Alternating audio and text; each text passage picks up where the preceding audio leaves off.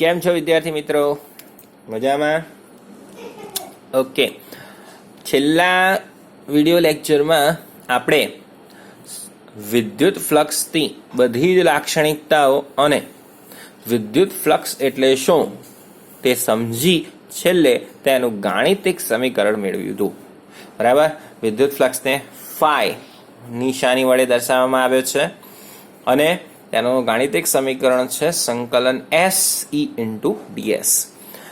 જો તમને ફરીથી એક વખત હું વ્યાખ્યા યાદ અપાઉં તો કોઈપણ સપાટી સાથે સંકળાયેલ ફ્લક્સ એ વિદ્યુત ક્ષેત્રની હાજરીમાં આપેલા પૃષ્ઠ પરનું પૃષ્ઠ સંકલન એટલે વિદ્યુત ફ્લક્સ. બરાબર. હવે આ વિદ્યુત ફ્લક્સનો કન્સેપ્ટ આપણે કેમ તૈયાર કર્યો, બરાબર, એ પરત આપણે આગળ વધીશું ધીરે ધીરે. તો હવે ગાઉસનો નિયમ જોઈએ છે, બરાબર, અથવા ગાઉસનો નિયમ ડાયરેક્ટ ના પૂછે તો કેવી રીતે પૂછે તમને? તો બિંદુવત વિદ્યુત ભાર વડે કોઈ પણ બંધ પૃષ્ઠ સાથે સંકળાયેલ વિદ્યુત ફ્લક્સનું સમીકરણ તારવો. બરાબર. અને અહીંથી મેં તમને કીધું હતું કે ફ્લક્સની બીજી વ્યાખ્યા આવશે, તો અહીંયાથી ફ્લક્સની બીજી વ્યાખ્યા આપણે તૈયાર કરીશું. ફાઈનું એક સમીકરણ શું છે? સંકલન SE ઇન્ટુ ds એક સમીકરણ. હવે એવું જ ફ્લક્સ ફાઈનું બીજું સમીકરણ તૈયાર કરવાનું છે. બરાબર. તો ગાઉસનો નિયમ તારવો અથવા બિંદુવત વિદ્યુત ભાર વડે ઉદ્ભવતું અથવા સંકળાયેલ કોઈ પણ બંધ પૃષ્ઠ સાથે સંકળાયેલ ફ્લક્સનું સમીકરણ તારવો. પ્રશ્ન એવી રીતે પૂછાઈ શકે છે. બરાબર. તો સૌથી પહેલા આપણે શું કરીશું? તો એક બિંદુવત વિદ્યુત ભાર જેના કેન્દ્ર પર હોય, બરાબર, તેવું r ત્રિજ્યા ધરાવતો એક ગોળો વિચારીશું. બરાબર. ફરીથી એક r ત્રિજ્યા ધરાવતો ગોળો લઈશું જેના કેન્દ્ર ઉપર એક્ઝેક્ટ, બરાબર, શું મૂકીશું? એક બિંદુવત વિદ્યુત ભાર મૂકીશું. બરાબર. અને હવે તેની આસપાસ અથવા તે સપાટી સાથે કેટલું ફ્લક્સ સંકળાય છે તેની આપણે તપાસ કરીશું. તો હવે પહેલા આકૃતિ દોરીશું. આ ત્રિજ્યાનો ગોળો, વચ્ચે એક્ઝેક્ટલી કેન્દ્ર પર આપણે શું મૂકીશું? ક્યુ વિદ્યુત ભાર મૂકીશું. બરાબર. અને ફ્લક્સની વ્યાખ્યા પ્રમાણે શું બતાવીશું? બે વસ્તુઓ. જે બિંદુ ઉપર આપણે ફ્લક્સ શોધવું છે ત્યાં આપણે બે જોઈએ. શું જોઈએ? વિદ્યુત ક્ષેત્રની દિશા અને એકમ સદિશ અને એ બે વચ્ચેનો ખૂણો. બરાબર. આકૃતિ દોરીશ એટલે બહુ સરળ અને સ્પષ્ટ થઈ જશે અને પછી સ્ટેપ બાય સ્ટેપ આપણે એની સાથે સંકળાયેલું ફ્લક્સ શોધી કાઢીશું. બરાબર. ચાલો, જો અહીંયા એક r ત્રિજ્યાનો મેં એક ગોળો દર્શાવેલો છે. બરાબર. બે જગ્યાએ મેં r ત્રિજ્યા દર્શાવી છે અને એક નાનકડું પૃષ્ઠ આ ગોળા પરનું લીધેલું છે જે કેન્દ્ર સાથે જોડીને એક સમતલીય કોન એટલે કે શંકુ જેવો આકાર બનાવે છે. જ્યારે આપણે ફ્લક્સની તારવણી કરી હતી ત્યારે કીધું હતું કે ફ્લક્સ એ સમતલીય આકારો માટે શોધવું ખૂબ સરળ બને છે અને ગાઉસના નિયમ પરથી આપણે એવું તારવીશું કે કોઈ પણ ભૌમિતિક આકાર લઈ લઈએ આપણે, બરાબર, જેમ કે અહીંયા આપણે શંકુ લીધો, એવી જ રીતે નળાકાર, બરાબર, સમઘન, આવા કોઈ પણ સમતલીય આકારો આપણે કાલ્પનિક રીતે વિચારી લઈએ. બરાબર. અને એની સાથે સંકળાયેલું ફ્લક્સ શોધીએ અથવા એ સપાટી સાથે સંકળાયેલ વિદ્યુત ક્ષેત્ર શોધવું હોય તો કેવી સરળતા પડે છે તે આપણે અહીંયા સમજીશું. બરાબર. પણ હાલ પૂરતું મેં અહીંયા શું દર્શાવેલું છે? આ એક ગોળો છે જેની ત્રિજ્યા r છે. તેના કેન્દ્ર પર જેમ મેં કીધું ક્યુ વિદ્યુત ભાર મૂકેલો છે. બરાબર. એ કેન્દ્રને O વડે દર્શાવેલું છે અને આ આખા ગોળા સાથે સંકળાયેલ ફ્લક્સ શોધવા માટે શું કરીશું હવે? તો પહેલા આવા જે નાના નાના ટુકડા પાડ્યા છે આપણે, બરાબર. હવે પૃષ્ઠ એટલે સપાટીની જ વાત છે, અંદર શું છે એનાથી કોઈ મતલબ નથી. આપણે કોની વાત કરીએ છીએ? ગોળાના પૃષ્ઠ એટલે માત્ર સપાટી સાથે સંકળાયેલ ફ્લક્સ નહીં. આખો ગોળો એટલે કદ થઈ જાય, કદ નહીં, ખાલી સપાટી. સપાટી એટલે 4πr², કદ એટલે 4/3πr³. આપણે કોની વાત કરીએ છીએ? 4πr² એટલે કે સપાટીની. બરાબર. સારું. હવે આ સપાટી સાથે સંકળાયેલ ફ્લક્સ શોધવા માટે સપાટી પરનો એક નાનકડો ટુકડો કે જેનું ક્ષેત્રફળ ડેલ્ટા એસ અને બિંદુવત દર્શાવો, બરાબર, આમ એક બિંદુ જ દર્શાવો ખાલી, તો ડીએસ લખી શકાય. એટલે મેં અહીંયા ડીએસ બી બતાવ્યું છે અને ડેલ્ટા એસ બી બતાવ્યું છે. ડીએસ ક્યારે બતાવવાનું? તો ડીએસ બિંદુવત બતાવ્યું હોય, બરાબર, અને એક જ લાઈનમાં બે આ રીતે લીટા કરી દેવાના, બરાબર. તો હવે આ શું થઈ ગયું? ઈ અને ડીએસ બંને આવી ગયું એક જ બિંદુ પર. પણ અહીંયા આપણે એક સપાટી લીધી છે, ડેલ્ટા એસ લીધું છે, બરાબર, એટલે બે જુદા જુદા બિંદુએ તમને અલગ દેખાય એવી રીતે વિદ્યુત ક્ષેત્રની દિશા અને એકમ સદિશની દિશા, એટલે ક્ષેત્રફળનો એકમ સદિશ જે ડીએસ વડે ડેલ્ટા એસ વડે દર્શાવાય, બરાબર, તેની દિશા અને એમની વચ્ચેનો ખૂણો θ બરાબર 0 થશે તે દર્શાવેલું છે અહીંયા, બરાબર. ખ્યાલ આવે છે ને? ઓકે. હવે જો આકૃતિમાં દર્શાવ્યા પ્રમાણે આર ત્રિજ્યાનું અને જેના કેન્દ્ર પર ક્યુ વિદ્યુતભાર ક્યુ હોય તેવો ગોળો વિચારેલ છે અને આ ગોળા સાથે સંકળાયેલ ફ્લક્સ આપણે શોધીશું. હવે શું કરીશું? નિયમ પ્રમાણે સમગ્ર ગોળાના શું કરીશું? ડેલ્ટા એસ જેટલા નાના નાના વિભાગોમાં વિભાજિત કરીશું અને એક વિભાગ સાથે સંકળાયેલ ફ્લક્સ ડેલ્ટા ફાઈ સૌથી પહેલા શોધીશું, બરાબર. ઓકે, તો લખીએ સમગ્ર ગોળાને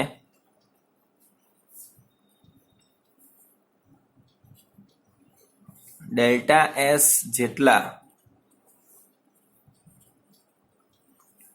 સૂક્ષ્મ ખંડોમાં વિભાજિત કરીશું, બરાબર. અને આ સૂક્ષ્મ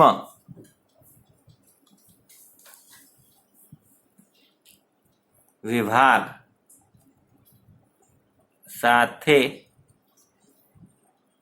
સંકળાયેલ ફ્લક્સ શું કહેવાશે? Delta phi. ડેલ્ટા ફાઈ બરાબર શું લખાશે? બોલો તો. ઈ ઇન્ટુ ડેલ્ટા એસ, બરાબર. અને ડોટ પ્રોડક્ટ જાય તો શું આવે? ઈ into delta S into cos theta, બરાબર. હવે શું લખીશું કે અહીં ધન વિદ્યુત ભાર છે એટલે વિદ્યુત ક્ષેત્ર ત્રિજ્યાવર્તી બહારની દિશામાં દર્શાવેલ છે, બરાબર. લખીએ તો કેન્દ્ર પર ધન વિદ્યુત ભાર હોય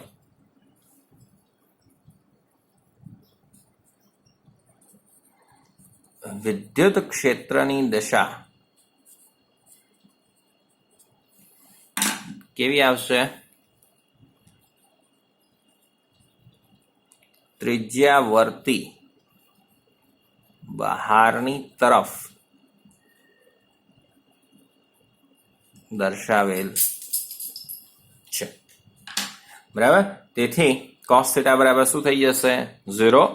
ઓકે, માટે ડેલ્ટા ફાઈ બરાબર ઈ ઇન્ટુ ડેલ્ટા એસ. ઓકે, હવે શું કરવું પડે? કુલ ફ્લક્સ શોધવા માટે બધા વિભાગોને જોડી દેવા પડે, એટલે કે આખા સપાટી પર તમારે શું કરવો? સરવાળો કરવો પડે, અથવા સિગ્મા સ્વરૂપે દર્શાવી અને પછી સંકલન સ્વરૂપે લઈ જઈએ એને, બરાબર. ઓકે, તો સૌથી પહેલા શું કરીશું? સિગ્મા સ્વરૂપે દર્શાવીશું. ઓકે,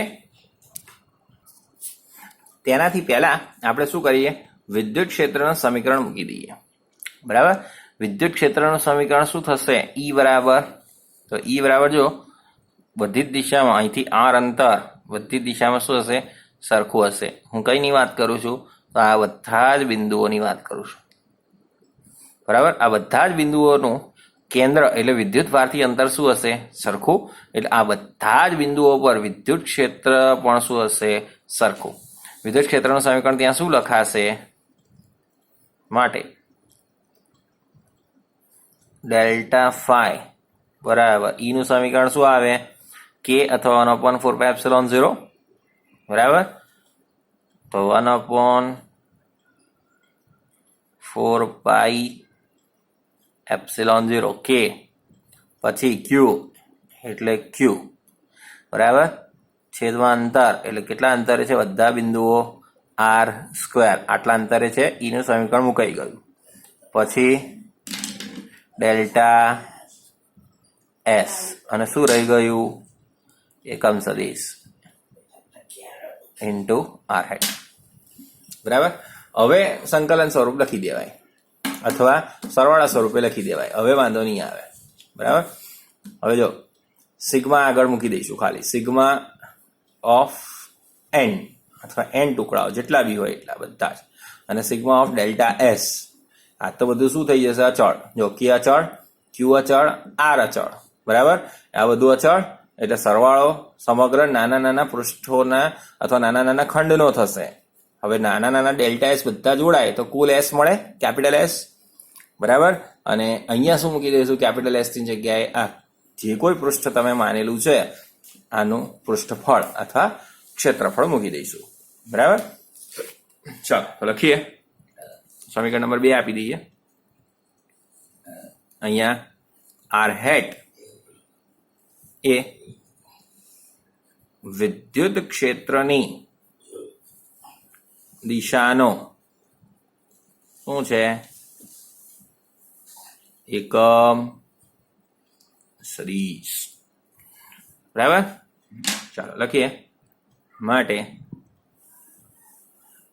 ફાઈ બરાબર sigma of delta phi okay that is equals to sigma કોનો સિગ્મા થશે ત્યાં બધા જ ડેલ્ટા એસો નો ડેલ્ટા એસો એટલે જેટલા નાના નાના તમે શું લીધેલા છે વિભાગો લીધા છે બરાબર તે બધા જ તો અહીંયા શું લખાશે બધા ડેલ્ટા એસ ઓકે ચાલે હવે સિગ્મા બધા ડેલ્ટા એસ સમીકરણ લખી દઈએ તો ક્યુ ભાગ્યા 4πε0 r square delta S into R hat ખબર પડી ઓકે હવે શું રહેશે બોલો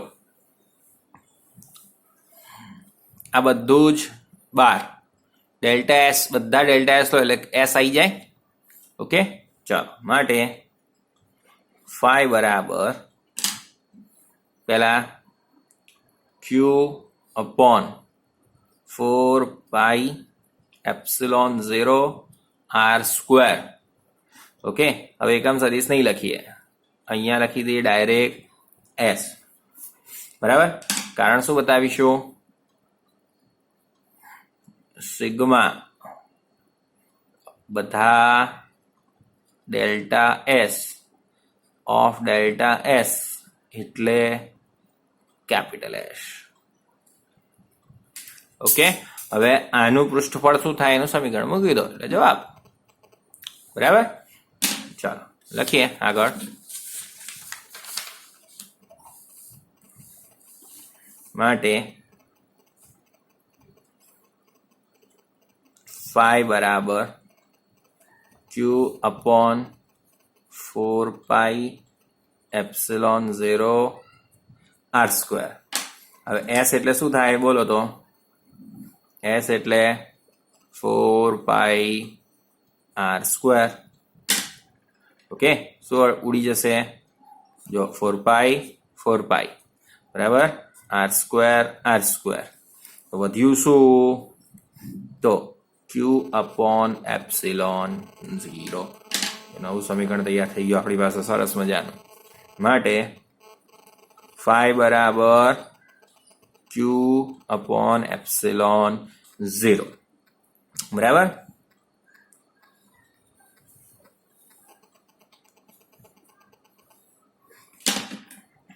અહીંયા જો અથવા કેમ લખ્યું તો જો કેન્દ્ર પર આપણે એક જ વિદ્યુત બાર લીધો હતો 2-3 વિદ્યુત ભાર લીધા હોત તો બધા જ આવત ત્યાં, Q1 + Q2 + Q3 બધા જ આવે ને. એટલે હવે અહીંયા એને શું લખીશું, જેટલા હોય એ બધા સિગ્મા Q, એટલે એનો સરવાળો. અગત્યની વસ્તુ શું છે જોવાલાયક એ સમજશો હવે અહીંયા ખાસ, કે આપણે જે R ત્રિજ્યાનો ગોળો વિચાર્યો હતો એનું કોઈ જ અહીંયા છેલ્લા સાદુરૂપ આપ્યા બાદ તેનો કોઈ પણ અહીંયા મહત્વ રહેતું નથી. જો આપણે શું શોધી નાખ્યું, સમીકરણ શેનું શોધ્યું, ધ્યાનથી સમજો. આ ગોળા સાથે સંકળાયેલ ફ્લક્સનું સમીકરણ શોધી નાખ્યું, બરાબર. આ ગોળા પાસે શું હોય, પોતાની ત્રિજ્યા, અગત્યનો ભાગ. પણ એ સમીકરણમાં ક્યાંય ત્રિજ્યા જેવું આવે જ કંઈ ના. તો શું આવે છે, તો ગોળાની અંદર શું છે, વિદ્યુત ભાર, તો Q આવે છે. હવે Q ની આપણે ચર્ચા કરીએ, પણ અહીંયા જે હું સમજાવવા માંગુ છું અગત્યનું એ છે કે તમે જો નાનો ગોળો લીધો હોત કે મોટો ગોળો લીધો હોત, પરિમાણ અથવા આકાર કોઈ જ મહત્વ ધરાવતું નથી. બહુ ધ્યાનથી સમજો. આની જગ્યાએ તમે ગોળાની જગ્યાએ ચોરસ લીધું હોત, લંબચોરસ, સમઘન, અહીંયા આપણે શંકુ આકાર લીધો, પછી એને મોટો કરીને તમે સમજી શકો છો બધા ડેલ્ટા એસ જોડી નાખે એટલે મુખ્ય ગોળો મળી જાય, અને ગોળાની આપણે શું માનીએ છીએ, સપાટી. હવે કોઈ પણ પ્રકારનો આકાર લીધો હોત અને એનું પૃષ્ઠફળ શોધ્યું હોત, બરાબર, તો એ ટેકનિકલી શું થઈ જાય, કેન્સલ જ થઈ જાય. જેમ 4πr² ઉડી ગયું, બરાબર, એમ કોઈ પણ પ્રકારનો આકાર લીધો હોત તો એ ક્ષેત્રફળ અથવા તેનો આકાર ઉડી જવાનો હતો, અર્થાત ગાણિતિક દ્રષ્ટિએ એનું કોઈ પણ મહત્વ રહેતું નથી, બરાબર. એટલે કે અહીંયા ખાસિયત છે ગાઉસના નિયમની, એને જાદુ કહેવાય, એની સુંદરતા કહેવાય કે તમે કોઈ પણ પ્રકારના ભૌમિતિક, બરાબર, આકાર માટે તમે ગાઉસનો નિયમ ખૂબ સરળતાથી એને વાપરી શકો છો, ઉપયોગમાં લઈ શકો છો. તો એની અગત્યની લાક્ષણિકતા લખીએ કે ગાઉસનો નિયમ કોની માટે સરળતાથી લાગુ પાડી શકાય, તો ગાઉસનો નિયમ એ ભૌમિતિક આકારો માટે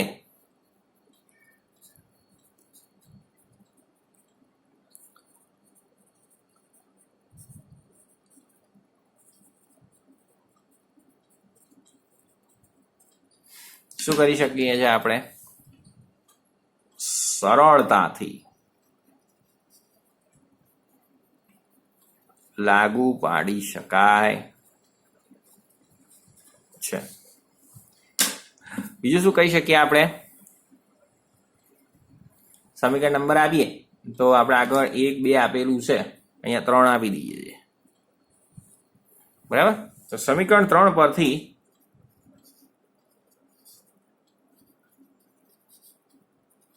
કહી શકાય કે શું કહી શકાય કે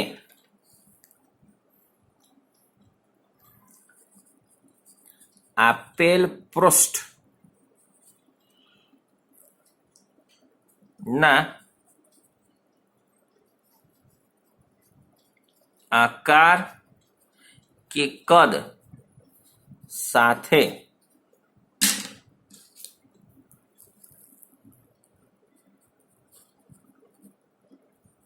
ગાઉસના નિયમને અથવા ફ્લક્સને કોઈ પણ પ્રકારનો સંબંધ નથી,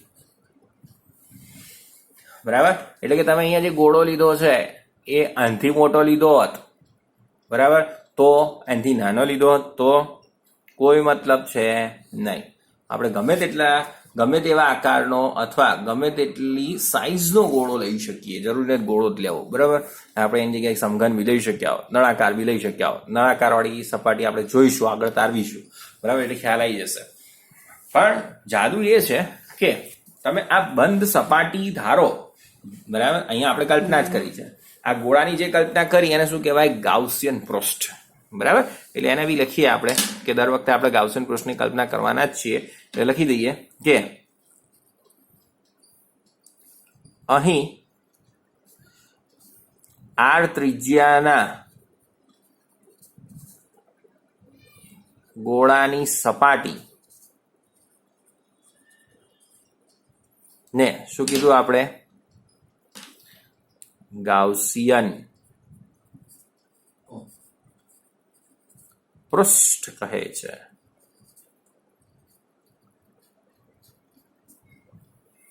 બરાબર. તો ગાઉસિયન પૃષ્ઠના આકાર અને કદ સાથે ગાઉસના નિયમને કોઈ લેવા દેવા નથી, અથવા તે સપાટી સાથે સંકળાયેલ ફ્લક્સને કોઈ લેવા દેવા નથી. બરાબર. તો કોની સાથે લેવા દેવા છે? કોની સાથે લેવા દેવા? બોલો તો. તમારી સાથે છે? હા, પૂરા છે. બરાબર. તમે હોત તો ભણાવો, ના હોય તું કોણ ભણાવું? ઓકે, ચાલો હવે જો આગળ વધીએ. તો અહીં ક્યુ અથવા સિગ્મા ક્યુ, બરાબર, એ સમગ્ર બંધ પૃષ્ઠ માં રહેલા શું દર્શાવે છે? વિદ્યુત ભારોનો સરવાળો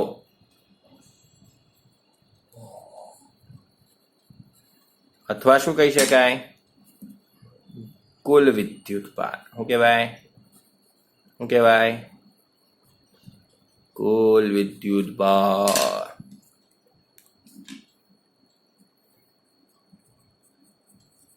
દર્શાવે છે અથવા કહે છે.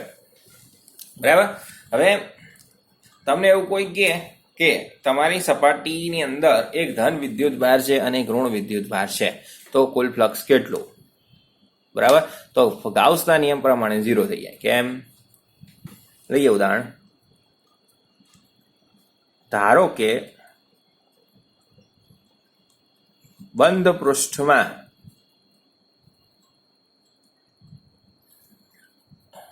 એક પ્લસ ક્યુ, ધારો કે બંધ પૃષ્ઠમાં એક પ્લસ ક્યુ અને એક માઇનસ ક્યુ એમ માત્ર બે જ વિદ્યુત ભાર હોય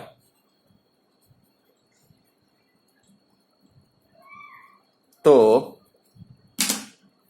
આ પૃષ્ઠ સાથે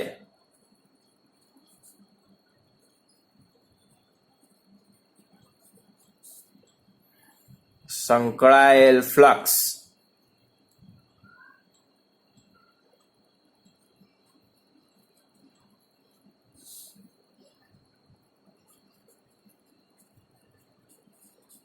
શું છે? નિયમ પ્રમાણે sigma q upon epsilon 0 plus q minus q ભાગ્યા એપ્સિલોન 0 ટોટલ 0. ખ્યાલ આવ્યો? હા કે ના? નહીં? ના મજા આવી? ટૂંકમાં જે બી સપાટી આપણે ગણીએ એ સપાટીની અંદર જો વિદ્યુત ભાર જ ના હોય તો મજા પડી જાય. કેવી મજા પડે? કેમ? ફ્લક્સ 0, વિદ્યુત ક્ષેત્ર 0, કંઈ શોધવાની જરૂર જ નહીં. બરાબર. પણ તમારી સપાટીની અંદર જો વિદ્યુત ભાર હોય તો 100% મજા ના આવે, પછી બધું શોધવું પડે. ખ્યાલ આવ્યો? તો જો અહીંયા આપણે સૌથી પહેલા શું તારવી દીધું? ફ્લક્સ અને એનું સમીકરણ. હવે આ સમીકરણ અથવા આ નિયમ પ્રમાણે વ્યાખ્યા લખીએ તો શું બને? ચાલો તો સૌથી પહેલા વ્યાખ્યા લખીએ. ચાલો જો વ્યાખ્યા લખી દીધી છે મેં. આમ સમીકરણ 3 પરથી સમીકરણ 3 શું બનાવ્યું હતું આપણે? ફાઈ બરાબર ક્યુ અપોન એપ્સિલોન 0 અથવા સિગ્મા ક્યુ અપોન એપ્સિલોન 0. બરાબર. ઓકે, તો સમીકરણ 3 પરથી કહી શકાય કે આપેલી બંધ સપાટી સાથે સંકળાયેલ ફ્લક્સ એટલે સમગ્ર બંધ પૃષ્ઠના કુલ વિદ્યુત ભારો એટલે કે સિગ્મા ક્યુ અને એપ્સિલોન 0 નો ગુણોત્તર. રાઈટ. ચાલો ફરીથી. આપેલી બંધ સપાટી સાથે સંકળાયેલ ફ્લક્સ, બરાબર, એટલે સમગ્ર બંધ પૃષ્ઠ પરના કુલ વિદ્યુત ભારો કૌંસમાં સિગ્મા ક્યુ અને એપ્સિલોન 0 નો ગુણોત્તર. યાદ રહેશે. બીજી વ્યાખ્યા થઈ. ફરીથી છેલ્લી વખત, આપેલી સપાટી સાથે સંકળાયેલ ફ્લક્સ એટલે સમગ્ર બંધ પૃષ્ઠ પરના કુલ વિદ્યુત ભારો સિગ્મા ક્યુ અને એપ્સિલોન 0 નો ગુણોત્તર. ક્લિયર? ચાલો આગળ વધીએ. તો હવે જે ફ્લક્સનું સમીકરણ તારવ્યું આપણે, તો ફ્લક્સ ધન કે ઋણ હોઈ શકે. ફ્લક્સ એ સદિશ રાશિ છે કે અદિશ રાશિ? સ્ટાર્ટિંગમાં જ મેં કીધું અદિશ રાશિ. બરાબર. હવે ફ્લક્સ ધન કે ઋણ હોઈ શકે કે નહીં એવો પ્રશ્ન છે. બરાબર. તો લખીએ, ફ્લક્સ ધન કે ઋણ હોઈ શકે? જવાબ આવડો જોઈએ. લગભગ ડિસ્કસ થઈ ગયું છે મારા ખ્યાલથી. જો આપેલી સપાટી ધન વિદ્યુત ભારિત હોય, બરાબર, તો તેની સાથે સંકળાયેલ ફ્લક્સ ધન, અને જો સપાટી ઋણ વિદ્યુત ભારિત હોય તો તે સપાટી સાથે સંકળાયેલ ફ્લક્સ કેવું હોય? ઋણ હોય. બરાબર. યાદ છે કે નહીં? ચાલો લખી દીધું છે મેં. હવે ગાઉસના નિયમની ઉપયોગિતા જોઈએ. ગાઉસના નિયમની કુલ 4 ઉપયોગિતા છે, પણ થિયરી પેટે આપણને 3 જ આપી છે. 3 જ ભણીશું. બરાબર. અને ચોથી દાખલામાં છે. બરાબર. તો એ ટાઈમે આવશે ત્યારે જોઈશું. પણ 3 કઈ કઈ ઉપયોગિતા છે પહેલા તને સામાન્ય રીતે સમજાવી દઉં છું. બરાબર. 3 વિગતવાર જોઈશું. સૌથી પહેલી છે અનંત લંબાઈના તાર સાથે સંકળાયેલ વિદ્યુત ક્ષેત્ર. બરાબર. કોઈ અનંત લંબાઈનો તાર હોય તો તેની આસપાસના વિસ્તારમાં તારથી આર અંતરે કેટલું વિદ્યુત ક્ષેત્ર રચાય તેનું સમીકરણ મેળવીશું. બરાબર. ઓકે. અથવા સમાન વિદ્યુત ભાર ઘનતા ધરાવતા અનંત લંબાઈના તારથી આર અંતરે વિદ્યુત ક્ષેત્ર, એવું પણ કહેવાય છે થિયરીનું ટાઇટલ પ્રશ્ન. પછી અનંત લંબાઈના પૃષ્ઠથી આર અંતરે ફરીથી વિદ્યુત ક્ષેત્ર. બરાબર. તો હવે જેમ અનંત લંબાઈનો તાર એક પારિમાણિક છે, તો હવે પૃષ્ઠ દ્વિપારિમાણિક છે. બરાબર. તો ત્યાં રેખીય ઘનતા હતી, તો અહીંયા પૃષ્ઠ ઘનતા આવશે.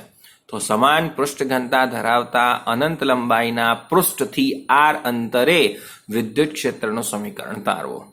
બરાબર. અને ત્રીજો વિભાગ, સમાન પૃષ્ઠ ઘનતા ધરાવતા ગોળાની કવચ, એટલે કે કવચ કોને કહેવાય? તો ખાલી ગોળો. બરાબર. પ્લાસ્ટિકનો બોલ હોય તો એની સપાટી હોય પ્લાસ્ટિકની, પણ વચ્ચે ખાલી હોય. બરાબર. એને કવચ કહેવાય.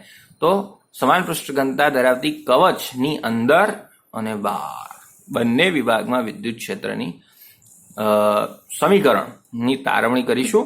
બરાબર. વિગતવાર જોઈશું. એમ કુલ 3 વિભાગ છે. કદ ઘનતામાં ચોથો વિભાગ છે, જેમ કે રેખીય ઘનતા, પૃષ્ઠ ઘનતા અને કદ ઘનતા, એમ 3 હોય. તો રેખીય અને પૃષ્ઠમાં 2 વિભાગ.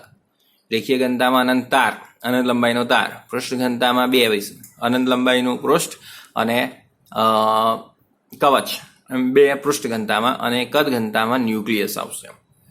દાખલામાં આવશે ત્યારે જોઈશું. અત્યારે આ 3 નિયમ સૌથી પહેલા એક એક કરીને તારવીશું. બરાબર. તો હું ટાઇટલ લખી દઉં છું અને આકૃતિ દોરી દઉં છું, પછી આગળ વધીએ. ચાલો જો, આકૃતિ અહીંયા દોરી દીધેલ છે, ધ્યાનથી જોજો. બરાબર. આ પ્લસ ઇન્ફાઇનાઇટ, માઇનસ ઇન્ફાઇનાઇટ, અનંત લંબાઈનો તાર દેખાયો. બરાબર. ઓકે.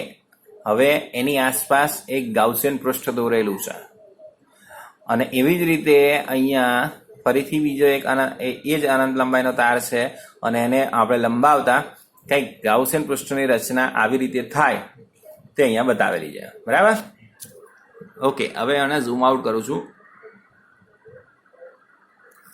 તો જો, જેમ મેં કીધું તો ટાઇટલ છે આપણો અનંત લંબાઈના તાર વડે અથવા સમાન વિદ્યુતભાર ઘનતા ધરાવતા રેખીય ઘનતા ધરાવતા અનંત લંબાઈના તાર વડે ઉદ્ભવતું વિદ્યુત ક્ષેત્ર આપણે શોધવું છે.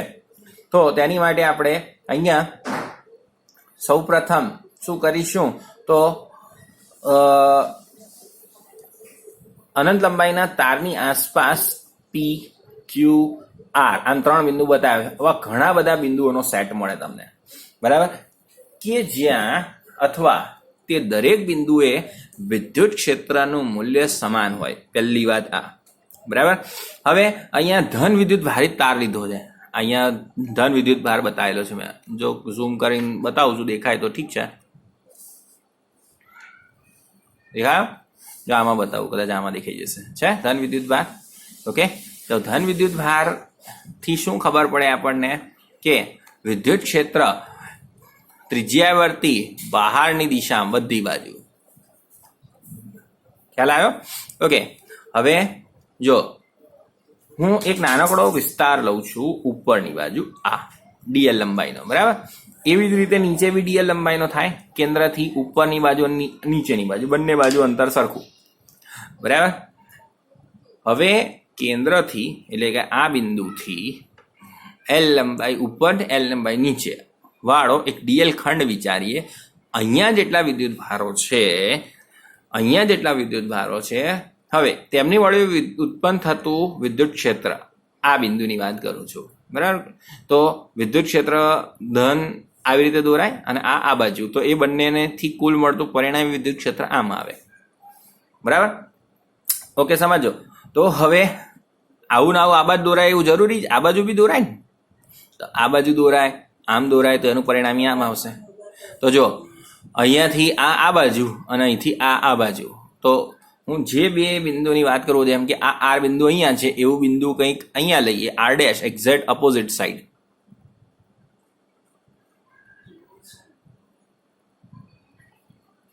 તો આ બંને બિંદુએ જોઈ શકાય છે કે પરિણામી વિદ્યુત ક્ષેત્ર પરસ્પર વિરુદ્ધ દિશામાં આવે, બરાબર.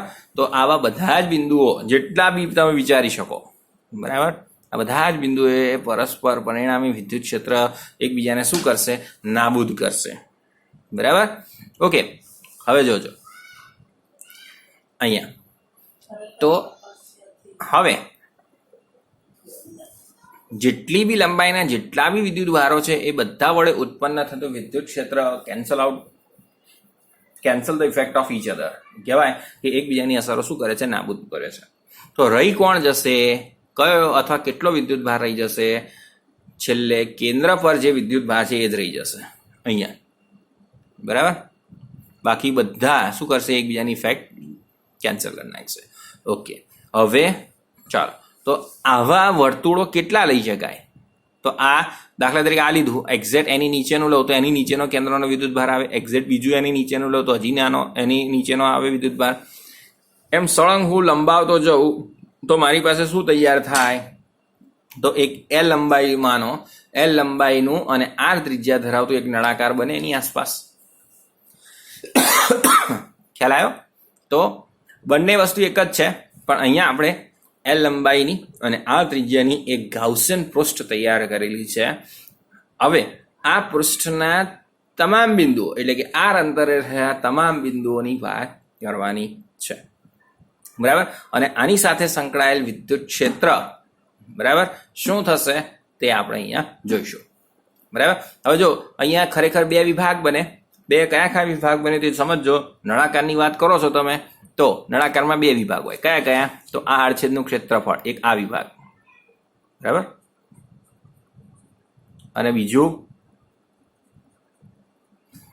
હવે શું વધ્યું? એનું પૃષ્ઠફળ એટલે વક્ર સપાટી, બરાબર. હવે ફ્લક્સ કોની સાથે સંકળાશે? વક્ર સપાટી સાથે જ સંકળાશે. કોની સાથે નહીં સંકળાય? તો આડછેદના ક્ષેત્રફળ સાથે નહીં સંકળાય. કેમ નહીં સંકળાય એ સમજી લો. હવે આડછેદનું ક્ષેત્રફળ દોર્યું, હવે એનો લંબ મારે કંઈક આમ દોરાય, અને વિદ્યુત ક્ષેત્ર હંમેશા ત્રિજ્યાવર્તી બહારની દિશામાં જ રહેશે, આમ જ, બરાબર. તો એ બે વચ્ચેનો ખૂણો શું થઈ ગયો? 90. તો અહીંયા કોઈ પણ પ્રકારનું ફ્લક્સ સંકળાશે નહીં. કેમ? ફ્લક્સનું સમીકરણ શું છે? E a cos theta, theta બરાબર 90, cos 90 બરાબર 0, એટલે બધું 0. એટલે આ આડછેદનું ક્ષેત્રફળ આડછેદનું ક્ષેત્રફળ એની સાથે કોઈ પણ પ્રકારનું ફ્લક્સ સંકળાશે નહીં. તો માત્ર ને માત્ર વક્ર સપાટી સાથે, કઈ સપાટી? વક્ર સપાટી. કઈ સપાટી? વક્ર સપાટી સાથે જ શું સંકળાશે? ફ્લક્સ સંકળાશે. બરાબર, એટલે બંને સમજાવી દીધું. જો અહીંયા કોની સાથે સંકળાશે ફ્લક્સ? આ જે આ ત્રિજ્યાવાળું વર્તુળ છે એની સાથે સંકળાયેલ ફ્લક્સ આપણે શોધવાનું છે. બરાબર, હવે પ્રારંભિક માહિતી આપી દીધી છે મેં તમને. હવે ધીરે ધીરે આપણે શું કરીએ? વર્ણન લખવાની શરૂઆત કરીએ અને ફ્લક્સ શોધીએ. ફ્લક્સ શોધીશું, બે ભાગમાં શોધીશું. બે સમીકરણ આપણે મેળવ્યા છે તે બંને. એક સમીકરણ કયું? તો ફ્લક્સ ફાઈ બરાબર સંકલન SE ઇન્ટુ DA. અને બીજું સમીકરણ કયું? ગાઉસનો નિયમ, ફ્લક્સ ફાઈ બરાબર સિગ્મા ક્યુ અપોન એપ્સિલોન 0. આ બંને શોધીને એકબીજા સાથે સરખાઈ દેવાના. સરખાઈ દો એટલે વિદ્યુત ક્ષેત્ર E ને સૂત્રનો કરતા બનાવી દેવાનું, જે આવે જવાબ. બોલવામાં ઘણું લાંબુ લાગે પણ હવે જ્યારે ગાણિતિક રીતે કરશો ને એટલે બહુ નાનું થઈ જશે અને મજા બી આવશે. બરાબર, તો ચલો પહેલા વર્ણન લખી દઉં છું નાનકડું. ચાલો, જો મેં વર્ણન લખી નાખેલ છે. આકૃતિમાં દર્શાવ્યા પ્રમાણે એક સમાન રેખીય વિદ્યુતભાર ઘનતા લેમ્બડા ધરાવતા અને અનંત લંબાઈ ધરાવતા એક વાહક તારને આપણે દર્શાવેલ છે. હવે જેનો યુઝ કરવાનો છે, બરાબર, એને આપણે અહીં દર્શાવેલ છે લેમ્બડા. લેમ્બડા બરાબર શું? વિદ્યુતભાર ઘનતા રેખીય, બરાબર. કેપિટલ ક્યુ એટલે કુલ વિદ્યુતભાર ભાગેલ કુલ લંબાઈ. બરાબર, ઓકે. હવે જો આપણે સૂક્ષ્મ વિભાગ લઈએ, જેમ આપણે ડીએલ લંબાઈવાળા નાના નાના વિભાગ દર્શાવ્યા હતા, બરાબર, સૂક્ષ્મ વિભાગ, તો સૂક્ષ્મ વિભાગ માટે લેમ્બડા બદલાય નહીં તો પણ શું બદલાઈ જાય? ડીએલ લંબાઈ, નાનકડી લંબાઈ બદલાઈ ગઈ. આ કુલ લંબાઈ એની જગ્યાએ આ નાનકડી લંબાઈ. આ કુલ વિદ્યુતભાર પણ ડીએલ લંબાઈ પર રહેલ વિદ્યુતભાર સ્મોલ ડીક્યુ. બરાબર, આ સામે જાય તો લેમ્બડા ઇન્ટુ ડીએલ બરાબર શું લખાય? ડીક્યુ. અથવા કેપિટલ ક્યુ બરાબર શું લખાય? તો લેમ્બડા ઇન્ટુ એલ લખી શકાય. બરાબર, એનો ઉપયોગ છેલ્લે આવશે ત્યારે કરીશું. ઓકે, આગળ વધીએ. તો તારને કેન્દ્રમાં રાખી આર અંતરે ઘણા બધા બિંદુઓ વિચારી શકાય. હમણાં જ મેં સમજાવ્યું હતું તમને કે આ કેન્દ્રમાં છે તાર, એને કેન્દ્રમાં રાખી પી, ક્યુ, આર, એસ, ટી, બહુ બધા બિંદુઓ વિચારી શકાય. બરાબર, પણ આ બધા બિંદુઓ પૈકી એક બિંદુ આપણે આર પસંદ કરીએ અને બે જોડ, 1 અને 2, અહીંયા નંબર આપી દઉં છું, 1 અને 2, ડીએલ લંબાઈ, સૂક્ષ્મ ડીએલ લંબાઈ ધરાવતા બે જોડ, એક ઉપરની બાજુ અને એક નીચેની બાજુ, એમના વડે ઉદ્ભવતું વિદ્યુત ક્ષેત્ર અને એનું પરિણામી વિદ્યુત ક્ષેત્ર ત્રિજ્યાવર્તી બહારની બાજુ આપણે દર્શાવેલું છે. હવે આવા બહુ બધા બિંદુઓ વિચારી શકાય. જેમ પી ક્યુ બિંદુની વાત કરો તો ક્યુ બિંદુએ બી એવી રીતે બંને બાજુથી શું દોરી શકાય? લંબ દોરી શકાય. પરિણામ વિદ્યુત ક્ષેત્ર આમાં આવે. બરાબર, અને મેં સમજાવ્યું બધા પરસ્પર એકબીજાની શું આવશે? ત્રિજ્યાવર્તી બહારની દિશામાં જ આવશે. બરાબર, વિદ્યુત ક્ષેત્રો. ઓકે, તો આકૃતિમાં દર્શાવ્યા પ્રમાણે કે તારને કેન્દ્રમાં રાખી આર અંતરે પી, ક્યુ, આર એવા ઘણા બધા બિંદુઓ વિચારી શકાય, જે તમામ બિંદુએ વિદ્યુત ક્ષેત્ર શું રહેશે? સમાન રહેશે અને ત્રિજ્યાવર્તી બહારની દિશામાં રહેશે. હવે તારની ડીએલ સૂક્ષ્મ લંબાઈના ખંડ વડે ઉદ્ભવતું વિદ્યુત ક્ષેત્ર અને આ ખંડો વડે ઉદ્ભવતું પરિણામી વિદ્યુત ક્ષેત્ર ઈઆર વડે દર્શાવેલ છે. અને આવા ઘણા બધા બિંદુઓ શું કરી શકાય? વિચારી શકાય. ખ્યાલ આવ્યો? ઓકે, આગળ લખીએ. તો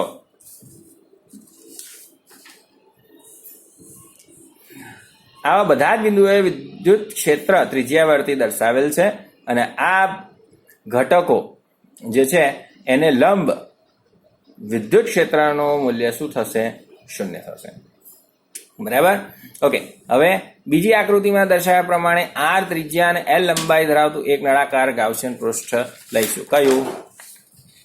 આ વાળું. બરાબર, આ ત્રિજ્યાવાળું અને એલ લંબાઈનું એક ગાઉસિયન પૃષ્ઠ નળાકારીય જે છે આપણે લીધેલ છે. બરાબર, હવે આ નળાકારના છેડા એટલે કે આડછેદ સાથે સંકળાયેલ વિદ્યુત ફ્લક્સ અને વિદ્યુત ક્ષેત્ર 0 રહેશે. મેં બતાવ્યું તમને કેમ, કારણ સાથે. જો ફરીથી એકવાર જોઈ લઈએ તો આ આડછેદનું ક્ષેત્રફળ અને આ આડછેદનું ક્ષેત્રફળ, તો છેડાનો વિભાગ કહેવાય ને. તો અહીંયા વિદ્યુત ક્ષેત્ર તો બધા આમ જ આવશે, બહાર ત્રિજ્યાવર્તી અહીંયા બતાવી દીધું. બરાબર, આમ બી બહાર, બધી બાજુ.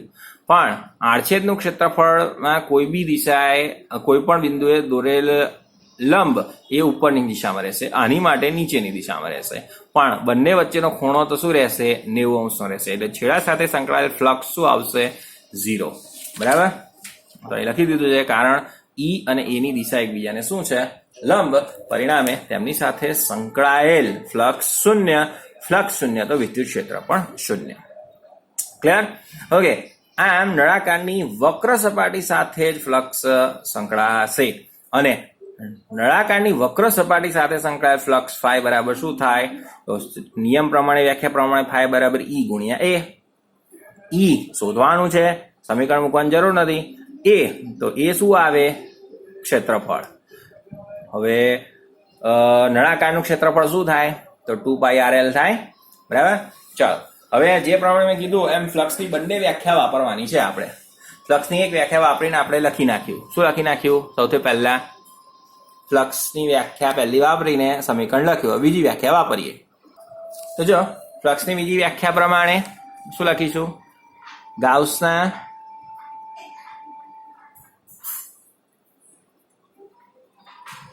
પ્રમેય અનુસાર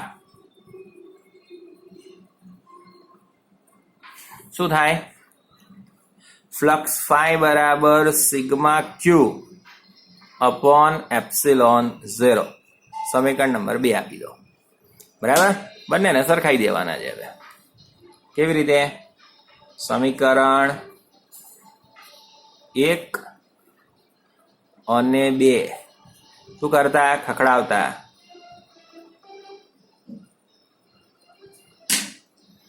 ચાલો ખખડાઈ દો તારે. માટે સિગ્મા ક્યુ અપોન એપ્સિલોન 0 એક બાજુ, and that is equals to E into 2πrl એક બાજુ. શું શોધવું છે? વિદ્યુત ક્ષેત્ર. બરાબર? હવે જોજો, અહીં સિગ્મા ક્યુ એટલે કેપિટલ ક્યુ લખાય.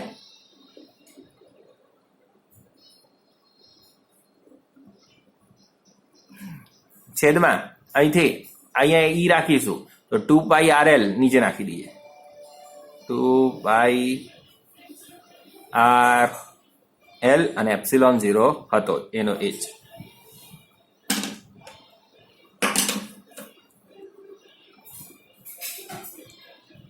ઓકે, ચાલો, તો ધેટ ઇઝ ઇક્વલ્સ ટુ શું વધ્યું આપણી પાસે? ઈ. બરાબર? હવે પહેલું મેં કીધું હતું એમ ક્યુ બરાબર શું મૂકવાનું? Lambda into L. So therefore E is equals to lambda into L ભાગ્યા 2π એપ્સિલોન 0 L ઇન્ટુ R. જો શું ઉડી જશે? L cut. So that is equals to lambda upon 2π epsilon 0 into R. થઈ ગયું તૈયાર સમીકરણ? બરાબર? ચાલો હવે આને 2 વડે ગુણી નાખો. કેમ? 4π epsilon 0 થઈ જાય તો k લખાય એટલા માટે. ઓકે, અને સદિશ સ્વરૂપ દર્શાવી દઉં છું. તો E સદિશ બરાબર, જોજો પહેલા લખું છું સાદું, લેમ્ડા અપોન 2π એપ્સિલોન 0 આ બધું અચળ. બરાબર? Into 1 upon R into R hat. Clear? આ થઈ ગયું સદિશ સ્વરૂપ. R હેટ શું છે? એકમ સદિશ. હવે એને કેવી રીતે દર્શાવી શકાય? 2 વડે ગુણો તો 2 lambda upon 4π epsilon 0, 1 upon 4π epsilon 0 એટલે k થઈ જશે. બરાબર? એટલે આખું સમીકરણ થઈ જશે તમારું 2k લેમ્ડા ભાગ્યા R ઇન્ટુ R હેટ. આ શું છે? ઈ સદિશ. ઓકે, આ બંને સમીકરણ તમારે યાદ રાખવાના છે. આ બંને સમીકરણ દાખલા માટે અતિ અગત્યના છે. બરાબર? તો સમીકરણ નંબર 3 આપી દઈએ આને. અહીં R હેટ એ વિદ્યુત ક્ષેત્રની દિશાનો એકમ સદિશ. બરાબર, ખ્યાલ આવી ગયો? ફરીથી એકવાર નજર મારી લો. આખું અનંત લંબાઈના તાર વડે ઉત્પન્ન થતું વિદ્યુત ક્ષેત્ર. અનંત લંબાઈનો તાર લીધો. ઓકે, અનંત લંબાઈના તાર વડે હવે શું કરીએ, એની આસપાસ આર જેટલા અંતરે એક વર્તુળ વિચારો, તો તે બધા જ બિંદુએ શું થાય, વિદ્યુત ક્ષેત્ર સરખું. પણ હવે કેન્દ્રમાં નથી, બધે જ વિદ્યુત ભાર છે. તો હવે ઉપર અને નીચે બે ઘટકો લઈ લીધા. હવે એ ઘટકો વડે બી આપણે જોયું કે પરિણામી વિદ્યુત ક્ષેત્ર તો ત્રિજ્યાવર્તી જ રહે છે. તો હવે એક બિંદુ નહીં, આવા ઘણા બધા બિંદુઓ વિચારી શકાય સળંગ. બરાબર, તો આવા ઘણા બધા વર્તુળો સળંગ ગોઠવતા જાઓ એક એક કરીને, તો શું બની જાય, નળાકાર. હવે શું કર્યું, તો આપણે એલ લંબાઈનો અને આ ત્રિજ્યાનો એક શું લઈ લીધો, નળાકાર. હવે નળાકારના બે વિભાગ, એક આડછેદનું ક્ષેત્રફળ અને વક્ર સપાટી. તો આડછેદના ક્ષેત્રફળ સાથે સંકળાયેલ વિદ્યુત ફ્લક્સ 0. કેમ? વિદ્યુત ક્ષેત્રની દિશા અને આડછેદના લંબ સાથે સંકળાયેલ દિશા વચ્ચે ખૂણો થીટા બરાબર 90 એટલે કે ફાઈ બરાબર ઈ એ કોસ થીટા, કોસ 90, 0, ફ્લક્સ 0, વિદ્યુત ક્ષેત્ર 0. પતી ગયું? ઓકે, ચાલો. તો આકૃતિમાં દર્શાવ્યા પ્રમાણે એક સમાન વિદ્યુત ઘનતા ધરાવતા અનંત લંબાઈ ધરાવતા તારને દર્શાવ્યો. લેમડા બરાબર ક્યુ અપોન એલ લઈ લીધું. પછી પીક્યુઆર ઘણા બધા બિંદુઓ બતાવી દીધા. બધા જ બિંદુઓ ત્રિજ્યાવર્તી દિશામાં વિદ્યુત ક્ષેત્ર દર્શાવી દીધું. પછી ફરીથી બીજી આકૃતિ પ્રમાણે નળાકારીય ગાઉસિયન પૃષ્ઠ લઈ લીધું અને એક વિભાગમાં 0 અને બીજા વિભાગમાં વક્ર સપાટી સાથે સંકળાયેલ વિદ્યુત ફ્લક્સ માટે ફાઈ બરાબર ઈ ગુણ્યા એ એટલે નળાકારનું ક્ષેત્રફળ 2πrl લઈ લીધું. બરાબર, હવે એક સમીકરણ તૈયાર થાય પછી બીજું સમીકરણ ફ્લક્સનું તૈયાર કરવાનું, એ ગાઉસનો નિયમ વાપરવાનો. તો ગાઉસના નિયમ પ્રમાણે ફાઈ બરાબર સિગ્મા ક્યુ અપોન એપ્સિલોન 0, બંનેને સરખાઈ દો. તો સિગ્મા ક્યુ અપોન એપ્સિલોન 0 બરાબર ઇન્ટુ 2πrl. ઈ શોધવાનું છે, ઈ રાખ્યો, બાકી બધું એક બાજુ. સિગ્મા ક્યુ એટલે ટોટલ કેપિટલ ક્યુ. બરાબર, તો ઈ બરાબર ક્યુની જગ્યાએ શું લખ્યું, લેમડા ઇન્ટુ એલ ભાગ્યા 2πrl એપ્સિલોન 0 જેમ છે એમ જ એલ કટ. ઓકે, 2π એપ્સિલોન 0 ઇન્ટુ આર, તો 2π એપ્સિલોન 0 અચળ છે, અલગ લખ્યા, આર અલગ લખ્યું. તો ઈ સદિશ બરાબર, અહીંયા એન હેડ બી લખાયો, ઈ સદિશ બરાબર lambda upon 2π epsilon 0 1 upon R વધ્યું. અહીંયા 2 વડે ગુણીને 2 વડે ભાગી નાખ્યું, તો 4π એપ્સિલોન 0 એટલે કે થાય, એટલે 2k લેમડા. કોણ કે લેમડા? 2k lambda. કોણ કે લેમડા? 2k lambda. ઓકે, સારું, તો કે વાંધો નહીં. તો 2k lambda upon R into R hat. R hat શું છે? આર હેટ અથવા એન હેટ એકમ સદિશ છે. કઈ દિશાનો? વિદ્યુત ક્ષેત્રની દિશાનો એકમ સદિશ છે. બરાબર, તો અહીંથી બે થિયરી બાકી રહી. એક જેમાં અનંત લંબાઈનો તાર લીધો એમ અનંત લંબાઈનું પૃષ્ઠ, એ નાની થિયરી છે. અને એ જ રીતે વિદ્યુતીય કવચ સાથે સંકળાયેલ વિદ્યુત ક્ષેત્ર જોઈશું અને એની સાથે આપણું ચેપ્ટર 4. ઓકે, મજા આવે છે ને? ઓકે, ચાલો આવજો.